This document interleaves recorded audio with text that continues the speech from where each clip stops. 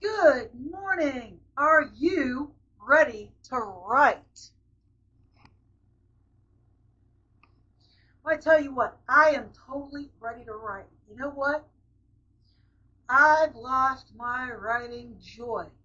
Writing is just tedious. It's terrible. The words won't come. I feel pressured to succeed, to sell more books, to write more books, to do more. And my home life is chaotic. Can't even find the space or the quiet to sit down and write. Does that sound like you? If that sounds like you, you've probably lost your writing joy. And I totally get it. I really do. Writing is hard. And when your life, your personal life and your professional life and everything comes up and grabs all your time, writing becomes one more thing to do. You no longer find pleasure in it. It's just on the to-do list that's already 10 miles long. I get it. So come with me on this journey, my 5-part series on writing joy. I'm putting the whole thing in this video just for you so that you can view the whole thing and refine your writing joy or refine your motivation. Whatever it is that your writing life is missing, I think there's a pretty good chance that you may find your muse again in this video. So let's go ahead and get to it. If you want the full versions of every video, that's a playlist in the playlist section of my channel. You can go watch them there, or you can keep watching right here, folks. Let's get started, and hopefully we all find our writing joy. Let's do it. If you don't know, my name is Stacy Carroll, Food and Fiction Writing, and we're going to talk about bringing the joy back to fiction writing. Sometimes as authors and writers, we can lose our joy. We can find writing tedious or unproductive, and especially if you've ever stared at a blank page and thought, why am I even doing this? Well, you're not alone. Today we're going to dive into one of the most important but overlooked questions a writer can ask themselves. Why do you write? So let's talk about the power of your why. Okay, you started writing for a reason. Maybe it was love of stories, a way to make sense of the world, a way to process the world in your own mind, or an outlet for your overactive imagination. Hey, and if you're an author, having an overactive imagination is a good thing. Don't let those teachers tell you anything different. The reason is that you have a creative core. And when writing feels hard, coming back to it can help more than any other productivity tip. Here's the thing. When you love what you do, it becomes a part of you.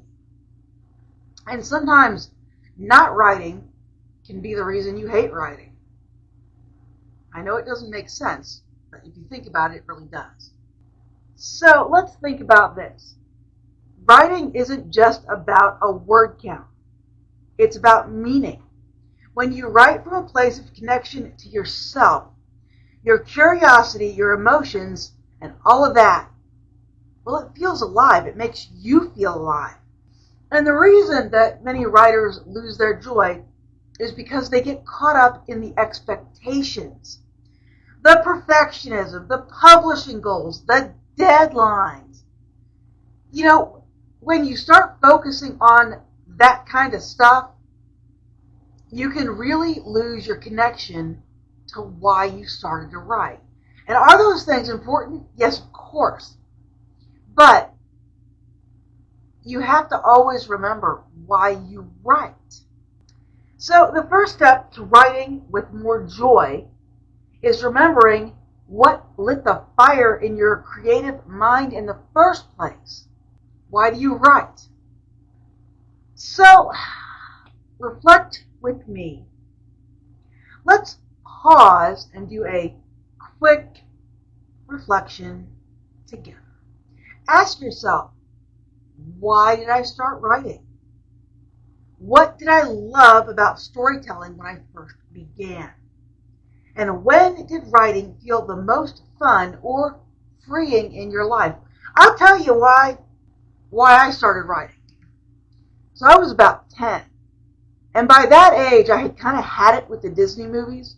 Every single movie had a happy ending. Every single one of them. And the bad guy never won. Happy ending plus bad guy never won. I was so sick of it by the time I was 10. So I started writing because I wanted a story where the bad guy won. And it wasn't necessarily a happy ending. And that's why I started writing. And I still do books like that. I usually gravitate towards the bad character because they're more interesting. Who wants just writing about do-gooders and stuff like that? It just doesn't interest me at all. I don't even like reading about them. Unless your police chief is flawed dreadfully. I mean, you got some serious skeletons in the closet. I'm probably not interested. And the same goes for any book. And part of that is also they tell you that in some writing tutorials and stuff like that you have to make your characters flawed. Why you write, why you started writing, it doesn't have to be a long explanation. It doesn't have to be as long as my explanation. It can be 1 or 2 words. But go ahead, and if you haven't already written it down, write it down. I'll wait. Alright, so whatever it was, whatever you just wrote down, you don't have to re-earn that reason. But you have to remember it. Remember it and feel it. Feel it in your mind. Feel it in your soul. Feel it in your heart. Okay? Feel your reason. Common whys, and why do they matter? Here are some common reasons writers give for why they started. And each one of these reasons is completely valid. No matter what your reason is, give yourself permission to let it be valid. Okay? One writer might say, I wrote to escape. Their life was so bad they wrote fiction to escape it. Well, you know what? Fiction is a safe haven. And in some ways, that's kind of why I started writing too. There was chaos and noise out here, but it's quiet in my mind. I used to put on my headphones, and I happen to have a set right here. I used to put on my headphones like this, and I would get my pen and my paper, and sometimes the notebook was only this big, and I would start writing. So with the music in my ears and my mind focused on this paper, I was free of all this chaos going on around me. So another author says, I love creating new worlds. That's imaginative joy in motion. And we just did an article on the joys of world building, didn't we? That was, I'll have to look. Yeah, the joys of world building in fiction writing. We just did this on May 9th. So that article is on the website, and you can go review it with me. So another author said, I wanted to see someone like me in a story. So this one's all about representation. What if you're just different? You just think differently. You look differently. You walk differently. You act differently. But have you ever seen anybody, what if there's no representation for you? Well, you can write for that reason. You can bring yourself into a story and represent yourself. It's fine to do that. And lastly, the last author here on the list, I had something to say and no one else was saying it. That's called courage, folks. And that can also be part of your author voice, right? You want to say something that everyone else is too scared to talk about. Might make a good book. Might make a good nonfiction book. Might make a good self-help book. Think about that. Your experiences and how you survived them. Whatever your reason, hold it close. Write it down. Put a sticky note all over your office or your desk or your refrigerator if you need to. Because when you know your why, you are more likely to keep going when the going gets tough, right? Life is not always perfect. Life is hard. And you might be struggling right now. In fact, that's the other half of the channel. How to eat and survive and still enjoy your passions, like reading and writing. That's what we're about. You want to survive, but you don't want to get so caught up in reality that you lose yourself or you forget your joy entirely, right? You still have to relax. You still have to unwind. When you lose the joy, let's talk about when you lose the joy. If writing has started to feel heavy or like a chore, that doesn't mean that you're broken. It doesn't mean that you forgot how to write. It doesn't mean that you can't pick it back up at any moment. And sometimes, let's say it feels heavy, it feels like a chore. But you know what? It can also mean that you care about what you're doing. Maybe you're growing as an author and you're expanding and you're bringing these new ideas and new things that you've learned. You're bringing them into your fiction and maybe you're just overwhelmed. You know what? It's okay to take a step back and try and process all that stuff that you've learned and then come back to writing a few days later or a few weeks later. It's okay. But if you want to get back into it right now, and that's probably why you're watching the video, you want to get back into writing right now. Try this. Write a letter to your younger self. What advice would you give your younger self? What problems did your younger self have?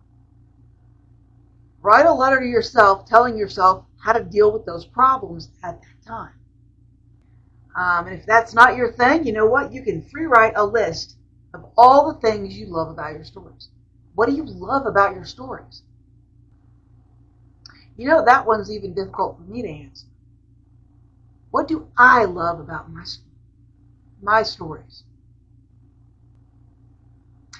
I love the fact the vast majority of them remove you completely from reality. I've got some very adult stuff that those things would never happen. I don't think. Who knows? I haven't been to a fetish club, so some of you guys, if you have, you'd be like, Stacy, man, they've done it. They've done it. I've seen it. Holy cow. But or the Tiny Bitey Vampire. I like that one because it's adventurous. It's about family. They go on adventures. There's a little bit of technology. It's really the whole package in that book. And then, of course, you've got the Little Bitey Vampire. I love creating new scenarios. Last one, try writing something ridiculous and fun just for you. Write something totally off the wall. Totally off the wall. Like whatever random thought pops into your head, just write that down and then run with it. Run with it.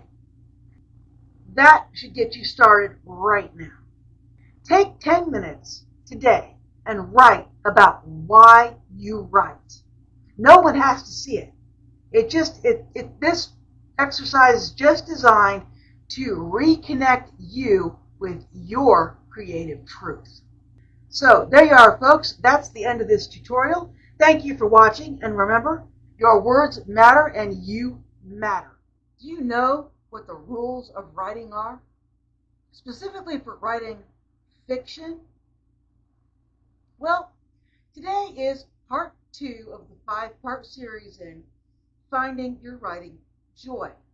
This episode is titled, Writing Rules Were Made to Be Broken. How Creative Rebellion Can Transform Your Fiction. It can, folks. It can transform your fiction. In this first part, we want to talk about when rules start to hurt your writing more than they help. Most writers don't start out with rules, right? You got an idea, you started writing it down on the page, and you got that idea because you started with stories you read, with the voices in your head, with the images you saw in your mind, right? And a desire to write your own story, build your own world, and make something great come alive on the page, right? That's why you started writing. That's why I started writing. As we get deeper and deeper into this, somewhere along the way, maybe after a few creative writing courses, a few English classes, some critique groups, or too many top 10 tip articles. My God, I have read so many of those. And I'm like, I've read this before and it's wrong. Rehashed and wrong. Through all of that, you start collecting rules. Somebody says, don't do this, and you remember it. Don't do that, and you remember it. Pretty soon, you got all these rules running around in your head. Some of the most common writing rules include show, don't tell. Show everything.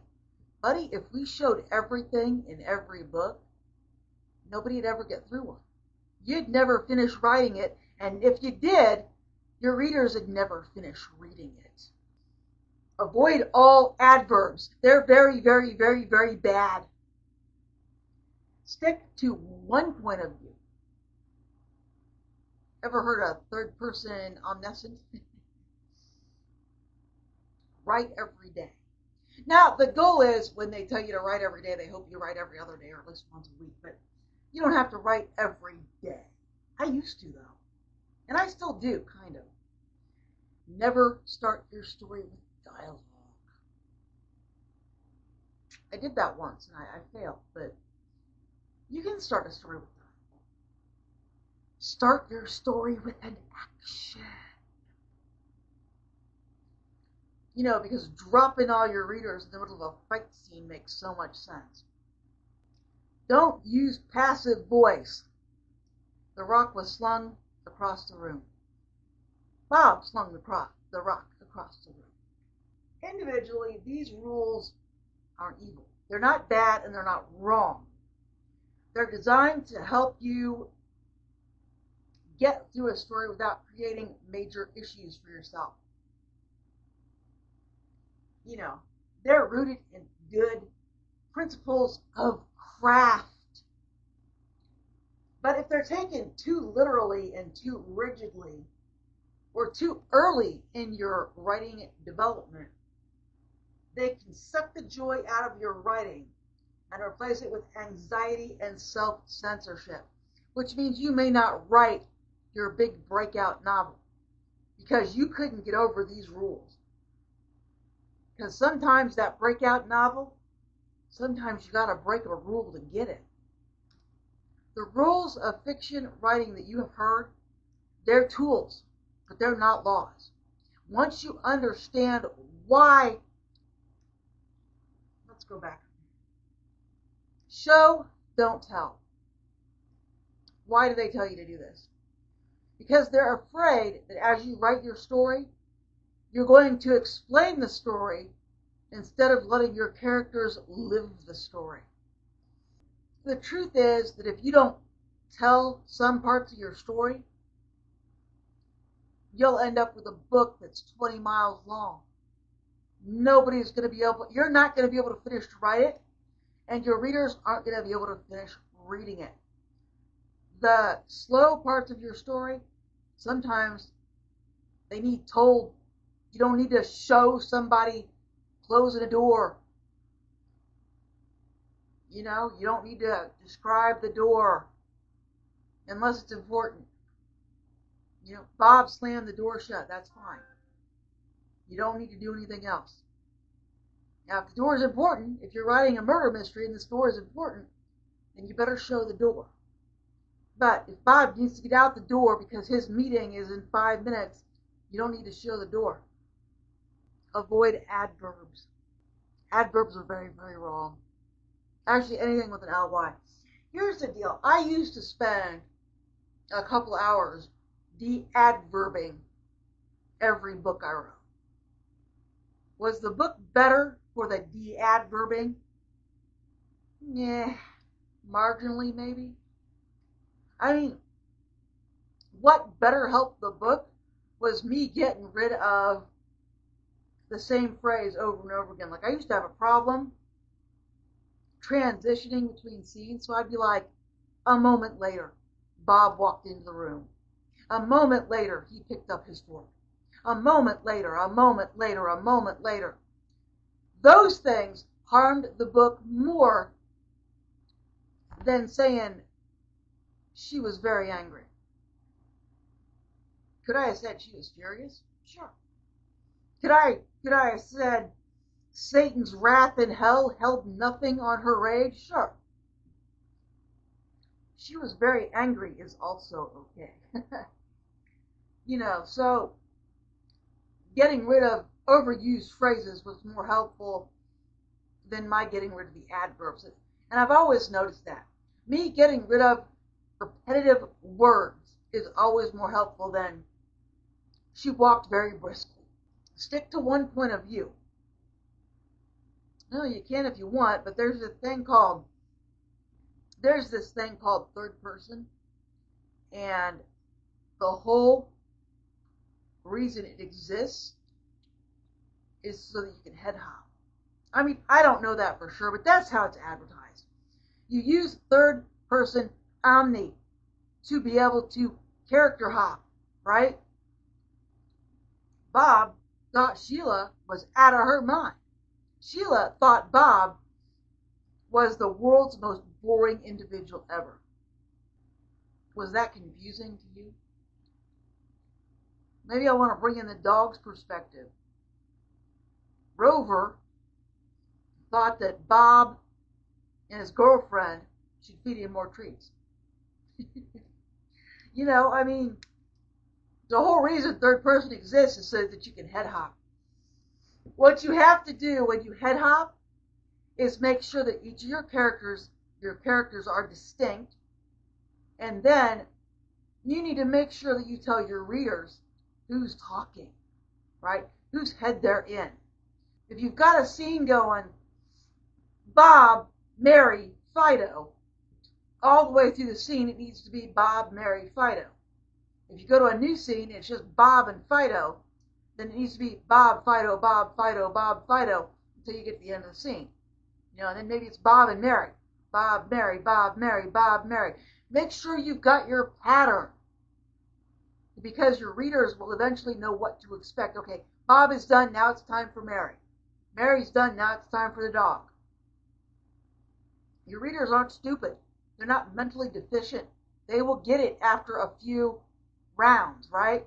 If it's Bob, Mary, Fido, 2 or 3 rounds of that, and they're going to understand that after Bob speaks, Mary speaks, and the dog speaks.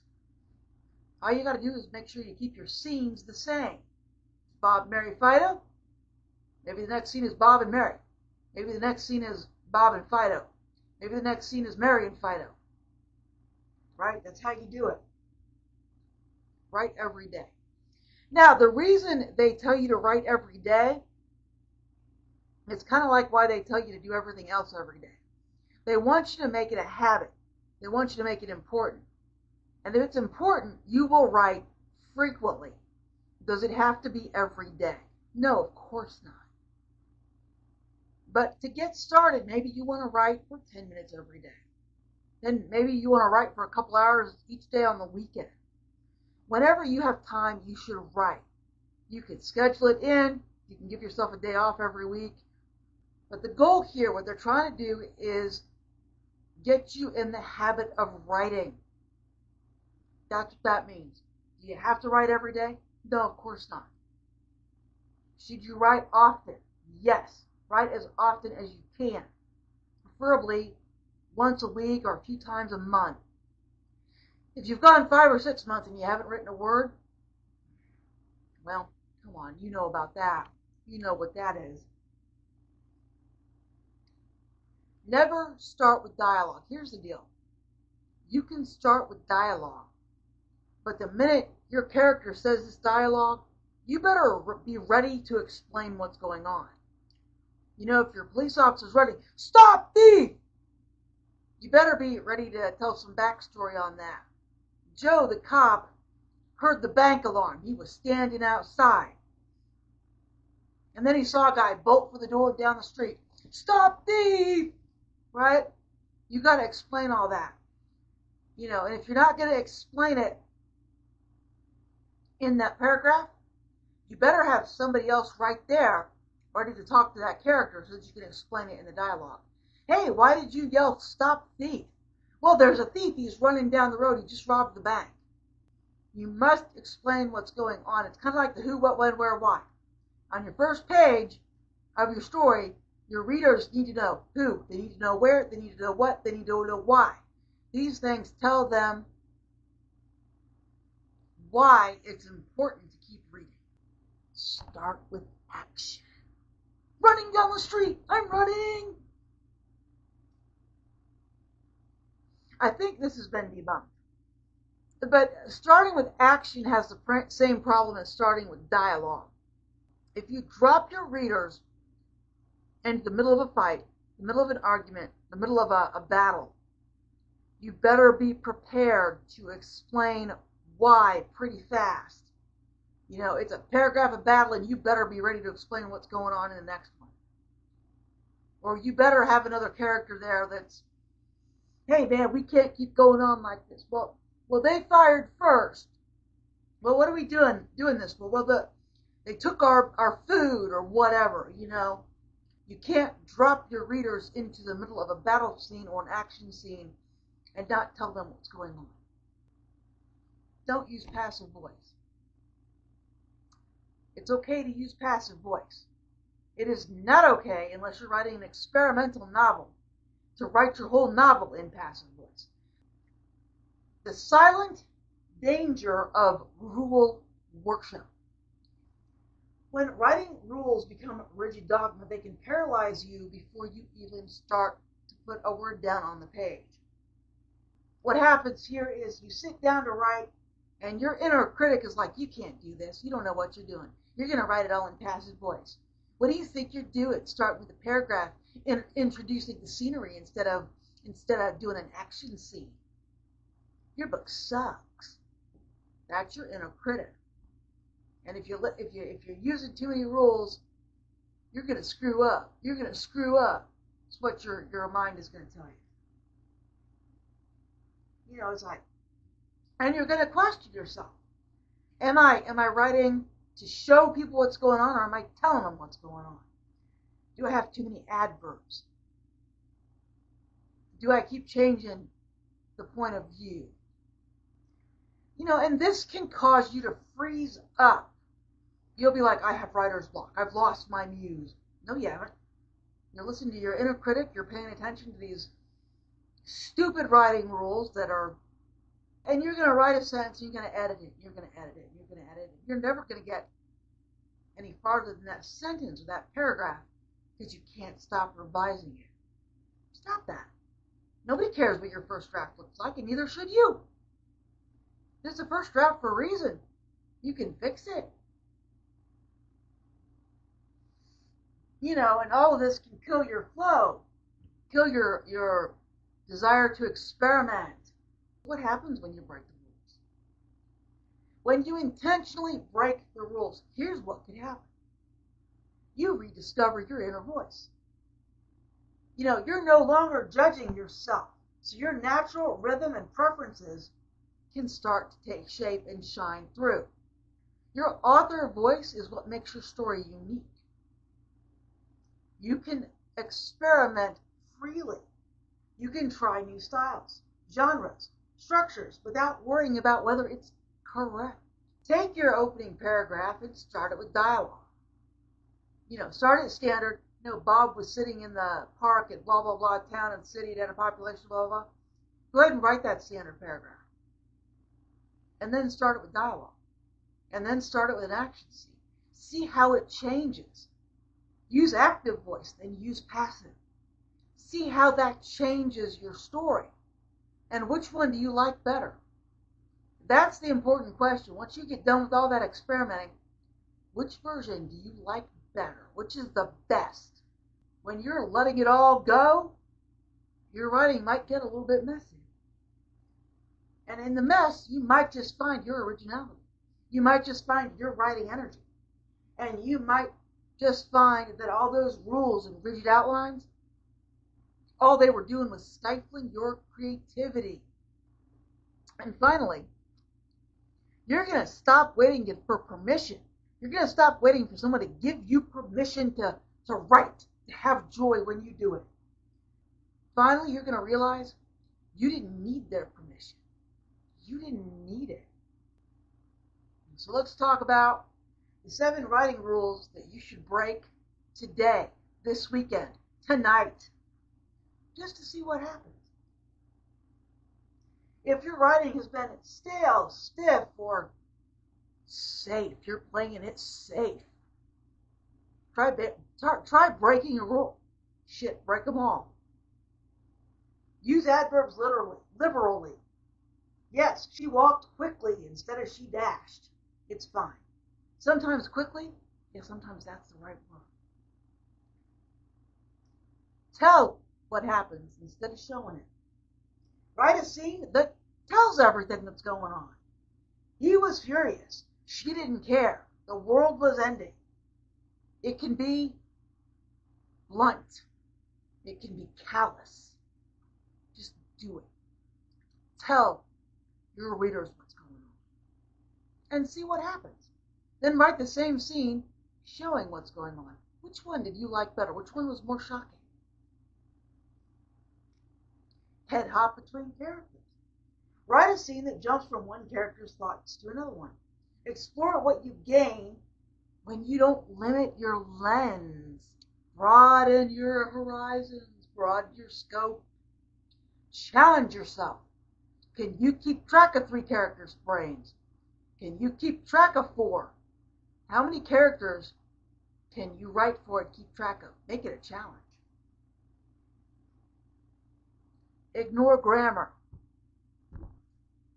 Break the grammar rules on purpose. Write in sentence fragments.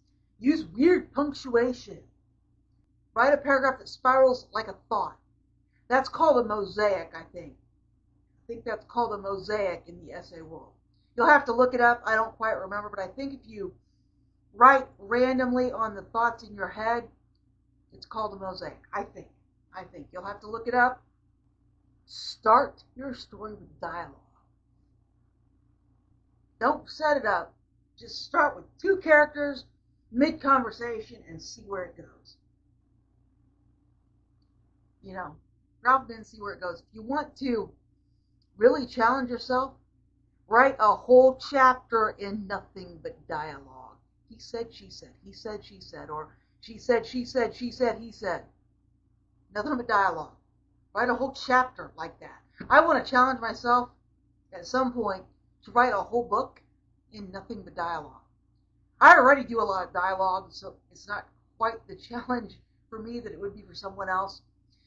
But I would still, want to challenge myself by writing a whole book with nothing but dialogue.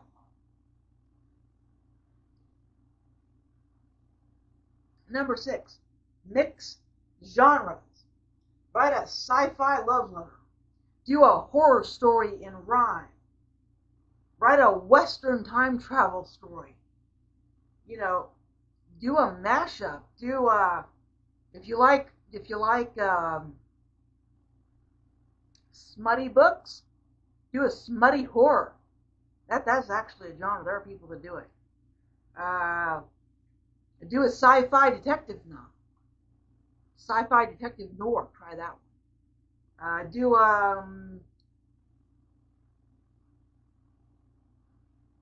Do an adventure romance. Adventure romance. Romance is actually pretty easy to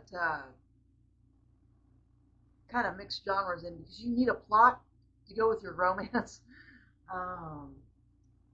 But anyway. Now, over-describe something stupid. Over-describe the mundane. So, Here, I like chapstick. Over describe this chapstick. Or if that doesn't thrill you,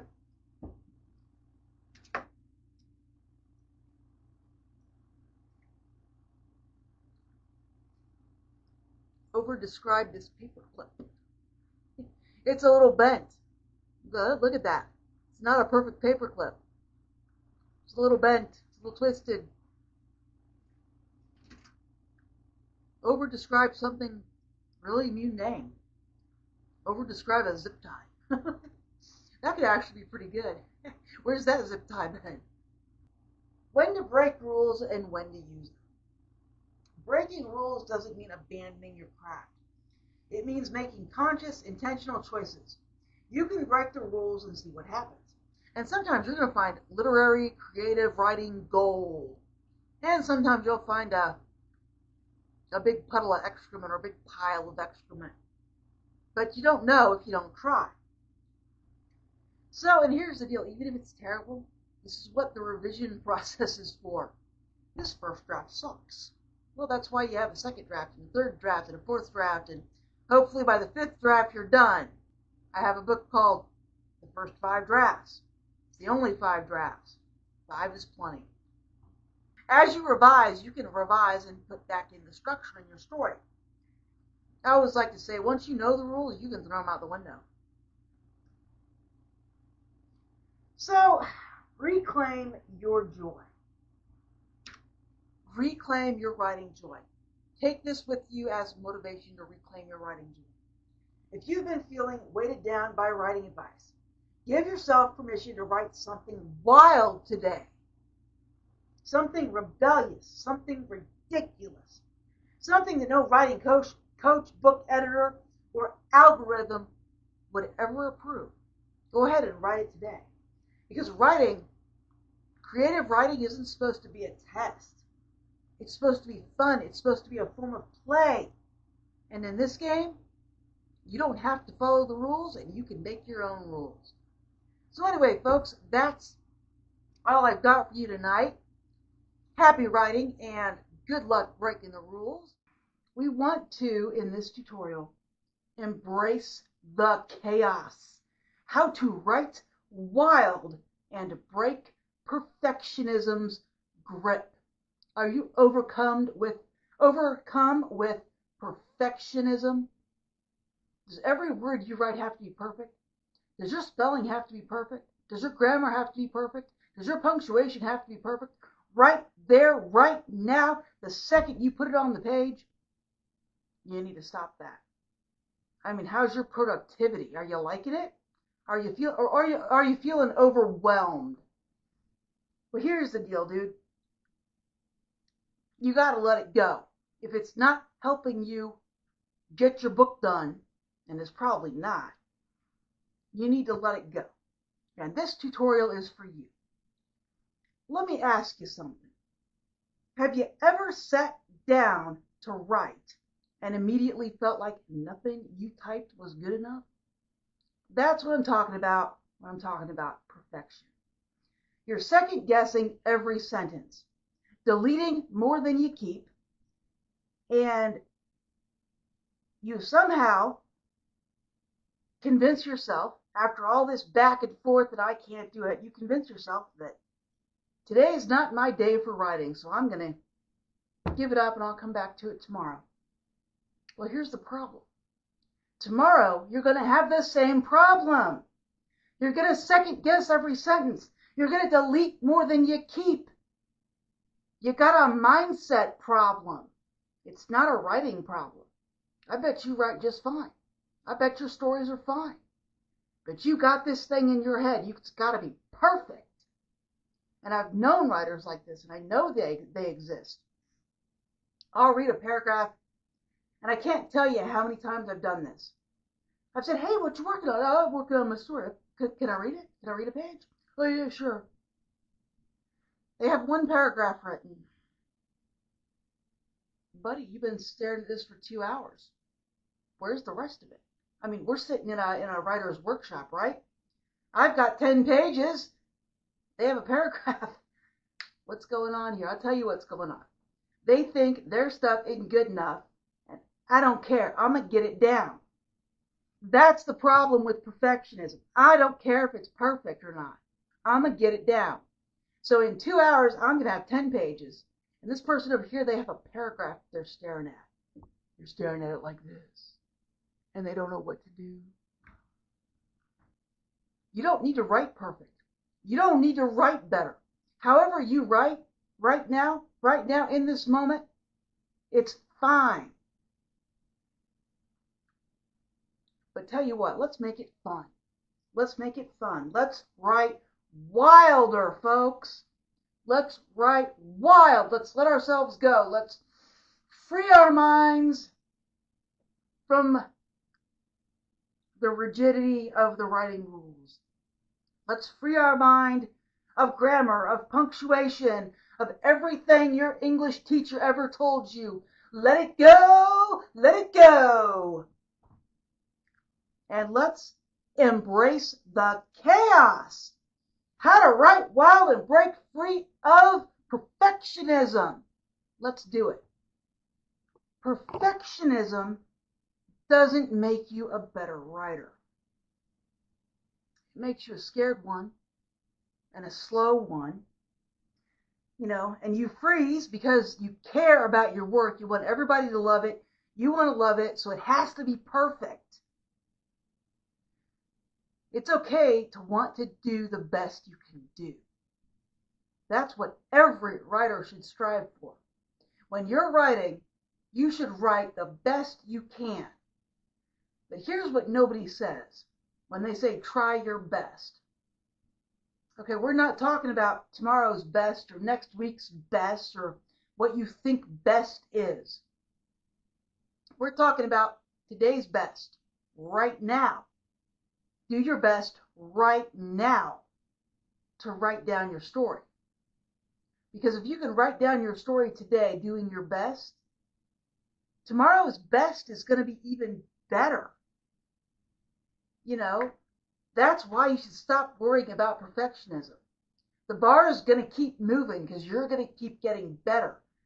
So you need to stop focusing on the bar that's way out there, and focus on the one that's right here. Today's bar, your best today. And because of that, do you know what works for writers the best? Letting your draft be an absolute disaster. It's okay. Your draft can be an absolute disaster. When they say that your first draft is terrible, well, maybe you should write it terribly.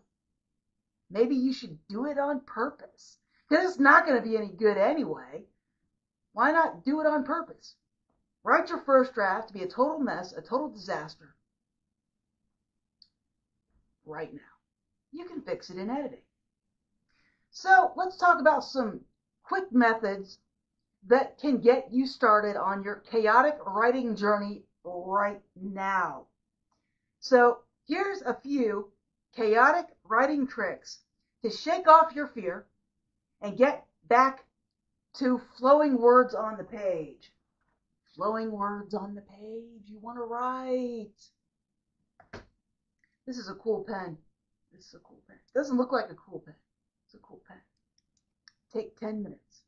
We're going to call it the 10-minute mess. Set your timer and write nonstop with 0 edits, not even backspacing, or you can handwrite it. You can type it or handwrite it. Set your timer, hit go, write everything and anything that comes into your mind. The worst thing that's going to happen, you're going to end up with a mosaic essay instead of a story. That's okay too, because you know what? You can publish a mosaic essay as well. You can publish a whole book of them. Once you get done with that, you could write the worst scene ever. Write the worst scene ever. What is the worst scene you could think of? Worst one. Write that down. Write it down. Write the worst scene ever. Make it terrible on purpose. You know what the worst thing that's gonna happen here? You'll probably end up with some comedy. It'll probably be funny. Next up, do the forbidden all caps. Come on, you know you want to. You know you want to hit that caps lock button and type away. Well, I'm giving you permission to do it. Scream. Scream on that page with that caps lock button locked. Yell your idea on that page in all caps. And if you want to go all out, start it off bold and in italics. Yeah. Yeah. That sounds like fun. And lastly, here's my last idea for you. Alter ego writing. Pretend you're a wild, reckless version of yourself who doesn't care about grammar. You don't care about punctuation. You don't care about what your 5th grade English teacher told you. You don't care. This is your alter ego. You are not a grammar Nazi anymore. You are not the grammar police. You are the hobo writer. You are hobo writer. Now, write that scene. And here's the deal. You may think, Stacy, those are all gimmicks. They're all gimmicks. I promise you they're not. They work because they break the pattern of trying to write correctly. All that stuff you learned in English class, like 99% of it, you need to forget. And in order to write good fiction, you need to forget what your English teacher drilled into your head in order to write good fiction. Because you know where your English teacher goes?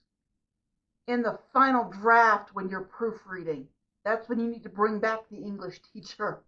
Right now, drafts 1 through 4, you don't need Miss whoever the hell it was. You just need your brain, so let it go. Writing wild doesn't mean giving up on quality. It means trusting that your best work comes from freedom and not fear, not paralyzing, anxiety-inducing fear that means you can't write a word. You know, you have to trust in the process, trust in yourself. You know what you're doing. So the next time perfectionism knocks on the door, you shout back, I'm writing anyway. I'm going to do my thing. You take your perfectionism and you just walk it over there. I'm done with you. Messy, terrible writing, it's better than no writing. You're still going to learn something today if you write something down. You're still going to learn. You're still going to be improving your craft. And you know what? Even disasters can be edited into books. If you want to try wild writing for yourself, I've got a few articles on the website. I'll link them down below, and you can take a look at those. I think I've got some writing prompts in that on the website too. If you want some writing prompts right now, go into the shorts section. Just about every short video is a writing prompt. And you know what? When you're doing it, write wild. Let it go. Anyway, man, I will see you in the chaos. Happy writing. Have fun with it. This video is all about how to escape writing perfectionism by following your curiosity. Right? So as a writer, you're probably curious about things. You want to find out about things. You want to research things. Or you want to think about things. And writing down your ideas and exploring new topics and character arcs and ideas and things like that, they can help you be more creative. So, if you're feeling stuck in your writing because nothing sounds good enough, you're not alone. And you're not broken either. There's nothing wrong with you. You're just chasing perfection when you should be chasing something way more powerful. Your own curiosity. So, if you want to find your curiosity, you need to identify the problem. So when we sit down to write, a lot of authors, myself included sometimes, we sit down and you try to get it right. Because the more correct you get your first draft, the less you have to do it later. So there's a real incentive to nail the first draft. Because if you get that one right, you don't have to do as much work later. But that mindset can also slow you down. It can cause you to edit every sentence before you've even finished your thought. It can cause you to stop mid-draft because what you're doing isn't working. It's too slow. You have more ideas than this, but you're stuck. You know, your mind is way out ahead of you, and you're stuck right here, and that sucks. And here's the thing. If you get really caught up in it, you'll judge every word before you ever put it on the page. So you'll just sit there with, well, the worst case scenario is you sit there with a blank page. Oops. That's a newbie thing to do. I say that as a joke, but that can happen to any of us at any time, whether you've written one book or 100 books. Once you've identified your problem, what do you do now? Well, you have a mindset shift.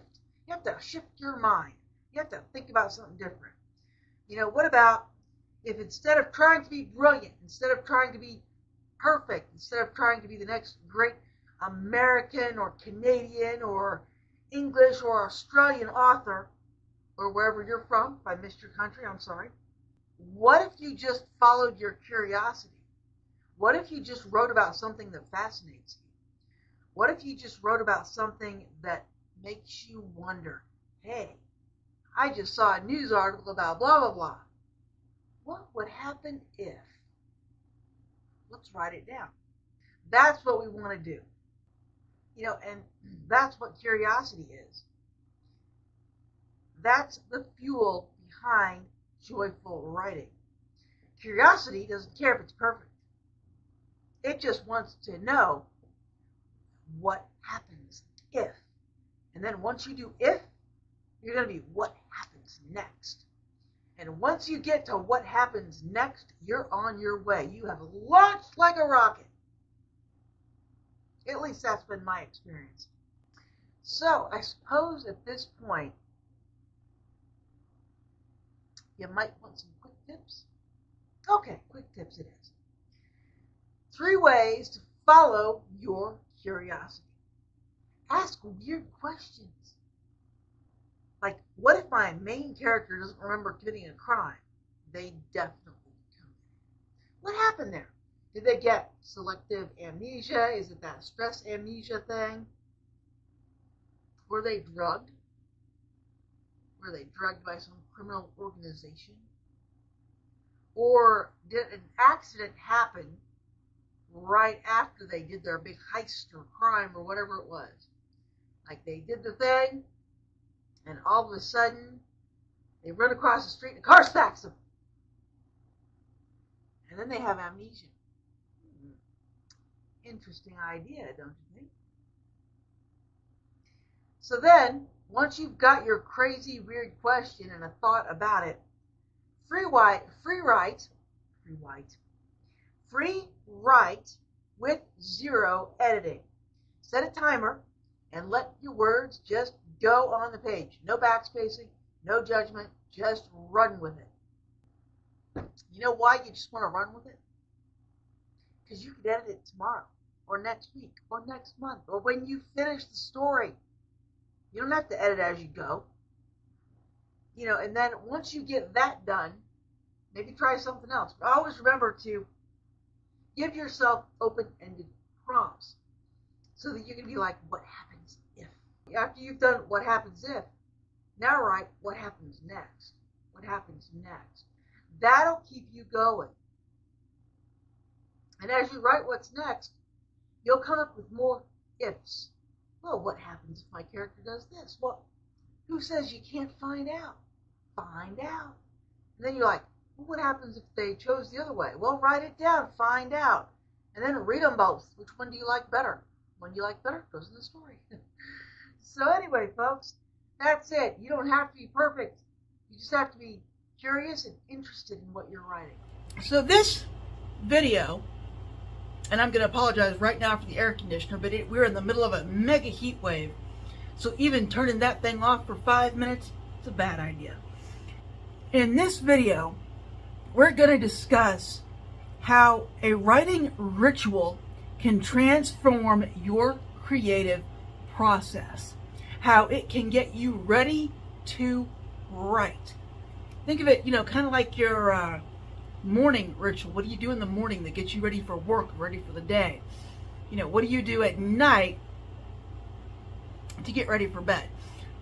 Those are all rituals. The thing you do every morning that gets you ready, the thing you do every night that gets you ready for bed. Those are rituals.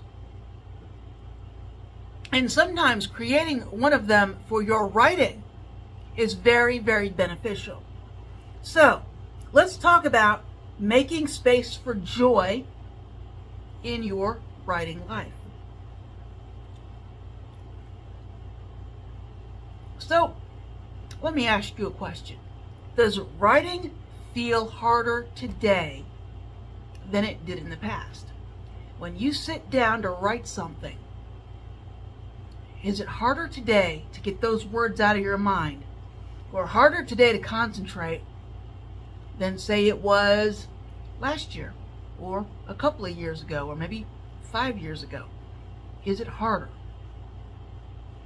Do you feel like you want to love writing like you used to, but now it just feels like you're being pressured, or you're demanding more and more of yourself? You want to be perfect, right? Maybe you've been doing this for a few years and you're unhappy with your first drafts. You think they should be better so that you have to do less editing out there. Is that what's happening to you? Think about that for a minute. But I want you to know that you don't need more time or talent to still feel some writing joy, right? Writing, when you sit down to do it, like any calling that you have, whether it's a religious calling or a call to duty for the military, or a call to duty to be a police officer, or a call to duty to be a medical professional. Writing is the same way. You are called to it. You do not choose writing. It chooses you. But today you might be overwhelmed or too worried, or whatever it is that's hanging you up, that's making you lose your joy for writing, right? So, let's talk about how we can make this, picking up a pen or looking at the computer or looking at a piece of paper, how we can make this feel like coming home. So, first of all, why do rituals work? Why do they work? Why does your morning ritual help get you ready for work and in the right mindset to do work? How does your evening ritual get you ready for bed and ready to sleep? Why does it work? Why do these little things work? Well, here's the deal. It's not about a routine, necessarily. It's not about a schedule. And it's not about a strict discipline.